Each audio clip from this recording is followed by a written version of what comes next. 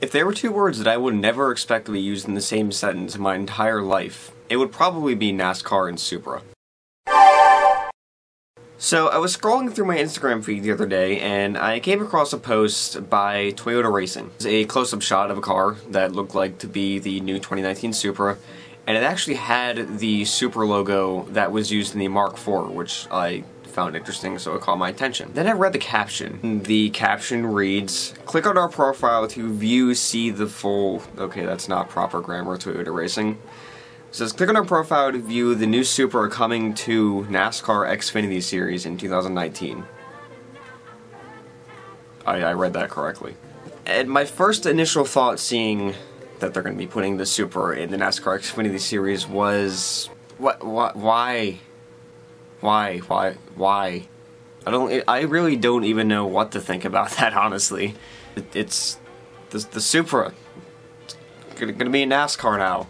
Obviously, it's a NASCAR spec car, it's not actually the Supra, but just the fact that the Supra will have a presence in NASCAR is just what? Like, I'm having trouble wrapping my head around that.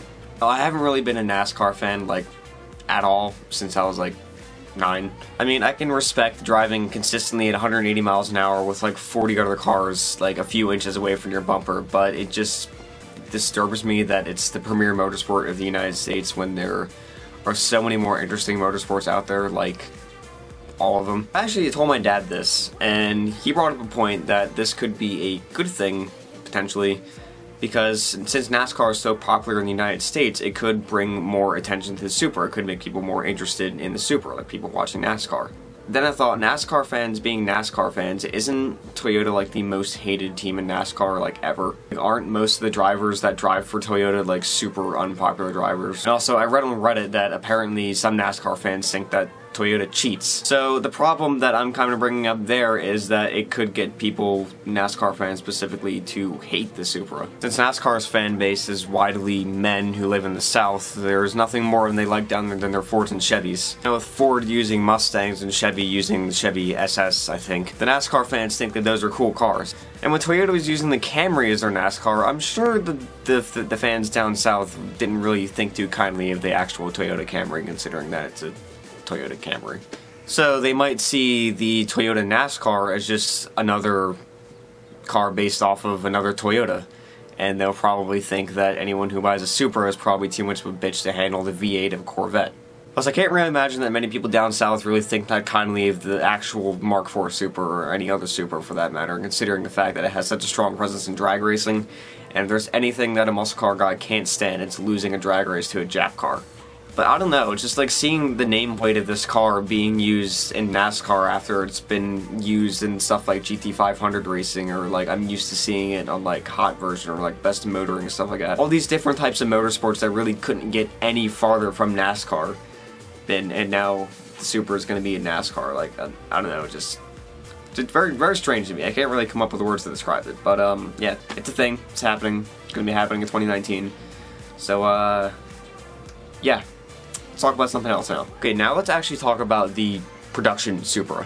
I've been trying to make a video about this probably for like the past couple months, like, honestly, but I've been busy with the whole car show, filming, editing, stuff like that, you know, the whole spiel. I seriously feel like that this car is not being given the chance that I think it deserves to be given. Like, people have already decided that the Supra is going to be ruined, people have decided that it's going to suck, that it's going to be disappointment, the whole list goes on. I feel like that the main issue that this car is going to face as far as acceptance goes is the fact that fanboys and enthusiasts and everyone alike have been hyping this car up to the most unrealistic expectations that you can have for a sports car coming out in 2019. First, people were bitching that it's not going to be an affordable sports car, that it's going to be too expensive, it should be a cheap, affordable sports car, you know, stuff like that. Well, unfortunately, that's nothing new. The Supra was never a cheap, affordable sports car. Back in 1994, when the Supra Turbo came out, the MSRP was about $39,000, and that's equivalent to about $67,000 in today's market. And back in 1996, which was the last year for the Supra in the US market, the Supra Turbo MSRP was about $50,000. That's about $87,000 in today's money. So, yeah, no, the Supra was never a cheap, affordable sports car, so it really doesn't have any reason to be a cheap, affordable sports car coming back in 2019. However, I honestly was expecting this car to be really expensive. I was expecting it to be like $80,000 plus. but most people have been reporting that it's going to be around the $40,000 to $60,000 market, which not bad. Obviously, I can't afford it, but for a high-performance car in 2019, I guess $40,000 to $60,000 is pretty reasonable. Moving on, another thing that people have been bitching about, I think this has been the most bitched about thing by far, is the fact that it's probably not going to have a manual transmission. And look, I get it. There's nothing that I find more satisfying than rolling through the years myself. Like, literally every car that I've ever owned has been a manual. And I would love to see this car be available in a manual transmission. But the reason that the Supra was available in a manual back in 1993 was because it was 1993. It didn't have any dual clutches or anything that could change gears within a few milliseconds or anything like that. If you wanted to make a good performance car back in the early 90s, it had to be a manual, because automatic transmission just sucked back then. Now, fast forwarding to 2018, automatic transmissions have seriously come a long way since 1993. Now, people have been bitching about that, and it's really never been confirmed nor denied whether the car is going to come with a manual option or not. However, it just seems very unlikely at this point. Now, apparently, the BMW Z4 is going to be offered with a manual transmission, and if the Z4 were to be offered with a manual and Supra would be not, I would be a little bit salty about that.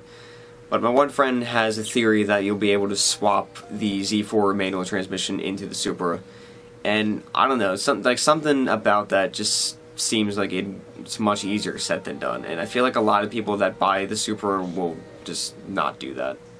Again, a manual transmission from this car is not 100% out of the question, and it would be awesome to see a manual offered in this car. And now we move on to one of the more controversial subjects about this car, is the fact that it is a BMW collaboration. I'm not biased, I don't have a problem with BMW. BMW is an extremely capable company when it comes to performance cars. That's been proven countless times over the past, like, 40 years. And a lot of people have been complaining, though, that this isn't going to be a true Supra because it's a BMW collaboration. Part of me agrees with that, but a part of me doesn't really care, though. A part of me just wants to see a Toyota come out with another sports car. I was having a conversation about this with my friends the other day, and one of my friends brought up that Toyota can't make performance cars anymore. That they always need someone else to help them. And sadly, it kind of seems that way. I mean, they needed help with the 8.6 from Subaru. That had to be a Subaru collaboration project.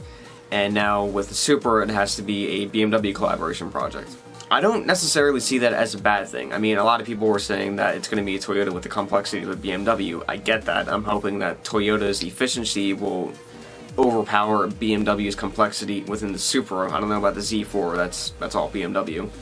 If you can kind of get what I'm throwing out there. If you look back on the Toyota Subaru collaboration project with the 8.6, 7 years later, holy shit, we have a really good sports car. Now, people say that it's underpowered, and I kind of agree, but I kind of disagree too, because it's supposed to be a momentum car. The point is, Toyota needed help making a car, and that's just how it went. They got help, and we got a really nice car out of it. Now, BMW is a very different company from Subaru, so I don't really know what a collaboration between Toyota and BMW could entail. I'm hoping that it entails good things. I don't know, that's the one thing that I really have a hard time, like, giving my opinion on with this car, because I'm so, like, torn between whether it's a good thing or, I don't really want to say, like, a bad thing, just something that shouldn't be a thing, if you kind of see what I'm saying. But I don't know, I think that this collaboration can go very well, and I hope it goes very well. Like, I want this car to be successful. Like, I'm all for having another Japanese name in the performance car company, but, I mean, if it takes BMW to help them do that, I guess so be it. I don't know, like I said, I'm really torn on that one. And another thing that people have been bitching about, people have been seeing the photos of it, like, under the camouflage, like the Nürburgring, stuff like that. People saying, oh, it looks terrible, doesn't look like a Supra, it looks like a BMW. I don't know, like, where people are coming from that. Like, honestly, to me, like, if you look at the front of it, especially, like, the headlights, and, like, look at the actual lines of the car, it has some pretty serious, like, design cues from the Mark IV Supra, if you ask me. So I don't agree with people saying that it looks terrible at all. And when people hear the faint exhaust note that the stock car has going around the Nürburgring, people say that it doesn't sound anything like a Supra. One, if you ask me, it does kind of sound like a 2JZ. I'll insert, like, a little clip of it going around the Nürburgring.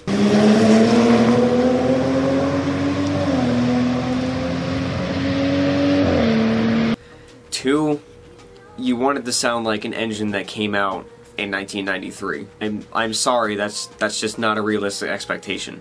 Honestly, with the way people are making cars nowadays, I think we're lucky that this thing is going to have a straight 6, like, at all. Like, when the FT1 came out, I thought for sure that it was going to have a V6. People have also been speculating this car is going to have the same fate as the NSX. It's going to be hyped up so much, and now when it comes out, it's gonna flop. Now, I will fault Honda for the fate of the NSX, even though the NSX is actually a good car. I've heard nothing but good things about it from like every car journalist that's been in it. It's just people eventually got so bored of hearing about it and knowing that it's not going to be released anytime soon. Honda kept hyping this car up for so long, and they kept delaying the release date of it over and over and over again. That was bad on them. However, ever since the FT1 came out, it wasn't until recently, like back in March I think, that Toyota actually mentioned the name Supra. All Toyota's just been doing is testing a new sports car that we knew was going to be collaborative between them and BMW. That's all they've been doing since the FT1 came out. Every bit of hype about the new Supra has been created by a fan base. And ever since the FT1 concept was released, it's just been nothing but fanboys, enthusiasts, and people like on the internet just hyping this car up, hyping up the new Supra to all these like ridiculous expectations that they have for this new car. Toyota didn't actually announce that they're going to be bringing back the Supra name until March of 2018. They really haven't said anything about this car ever since the FT1 was released, other than the fact that they're working on a new sports car with BMW. Every bit of hype has just been created by the fan base. So if you have all these ridiculous expectations of this car when it comes out, and you're disappointed when it comes out, I think that's going to be on you for jumping on the hype train that the internet has created. Okay, so let's sum up everything that we know already. We know that it's a collaborative between BMW and Toyota. We know it's going to have a straight six and potentially a 4-cylinder option that has also not been 100% confirmed. It's unlikely that it's going to have a manual transmission. No, it's going to weigh a little bit above 3,200 pounds, which that's actually lighter than the Mark IV Turbo. Apparently they're going to have it at the Goodwood Festival Speed next week. It's still going to be under camouflage though. I will say this, Toyota has really been blue-balling us the past year or so with this car. Like, they've released the Gazoo Racing Toyota Supra concept before they released the actual production version, and they released a NASCAR version before they released the actual production version. I kind of think that's ass backwards. I think you should release the production version, then start releasing all these like crazy like racing versions after the car. I will say that created a lot of hype. That was a Toyota hype train. Like I said, that's only been happening the past couple months. The past few years have all just been internet hype. But yeah, I guess that's my thoughts on the new Supra. I think this car actually needs to be given a real chance to be a success, rather than just being shot down before it's even released. It was kind of a hard video to film because the circumstances of this car kept changing so much over the past like few months or few weeks even. But yeah, when we get some more information about it, hopefully next week I will probably be making another video about it, hopefully with some good info. Alright, I will see you guys in the next video. Have an awesome day.